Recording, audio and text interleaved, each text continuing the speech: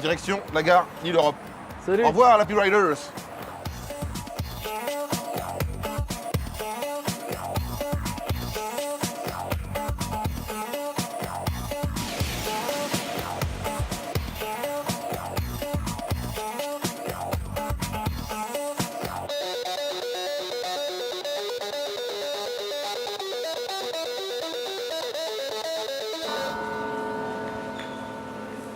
Oui, le mec est meilleur que moi parce qu'il ne s'agit pas d'un véritable contrôleur, hein, mais d'un danseur professionnel invité dans le cadre d'un partenariat entre la SNCF et le festival Je rêve et je fais. Je vous amène donc à la rencontre de Julien Minet, un danseur de popping, une pratique de danse aussi curieuse que surprenante. Ouais, moi aussi j'ai mes trucs. Hein. Moi aussi j'ai mes trucs.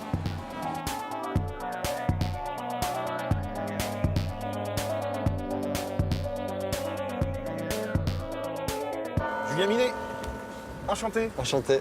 Alors, qu'est-ce que le popping?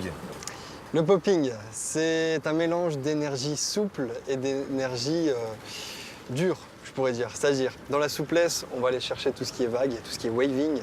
Et dans les énergies plus dures et plus contractées, on a la robotique. La robotique, j'allais dire. Oui, je m'y connais aussi un petit peu. Ensuite, on va venir y ajouter, par exemple, le Tetris, tout ce qui est forme géométrique. D'accord. Et la danse des canards maintenant. Il faut en parler aussi. Là. Justement, oui, oui. Le partenariat avec la SNCF, comment ça s'est passé? Donc la SNCF nous a demandé de faire un partenariat avec eux sous forme de happening ou de flash mob. Et les gens étaient impressionnés de voir un chef de gare faire de la robotique. Ils se posaient la question de savoir si c'était un vrai chef de gare. Je ne travaille pas du tout pour la SNCF, je suis juste danseur professionnel.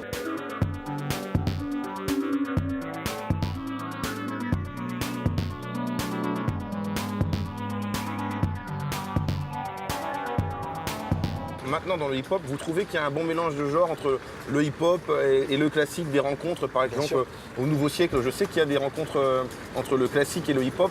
Et c'est vrai que la danse hip-hop cherche aujourd'hui à s'ouvrir de plus en plus à d'autres milieux, à travailler ensemble pour créer cette mixité et oublier ce cliché de la danse hip-hop, c'est des casquettes, c'est des pantalons larges et tout ça. Bah non, pas du tout. Et la preuve, je suis danseur hip-hop. J'ai pas de casquette, je suis coiffé, un petit gel, machin. Souvent quand je fais des spectacles en musée ou en théâtre, c'est plus justement un public plus âgé et les gens sont étonnés de voir de la danse hip-hop dans un lieu pareil. Et en fait, ils nous remercient d'apporter ça dans un lieu qui change. Et tout le monde maintenant participe au cours de popping. Tout âge, moins de 10 ans, pré-ado, ado, adulte. On a une mixité sociale qui se fait clairement en province. Je viens de la campagne, donc je sais de quoi je parle. Oui, oui. Donc, La campagne représente. Ouais, représente. On est là, on est là. En campagne, il y a vraiment une demande d'information à propos de la danse hip-hop, des cultures urbaines.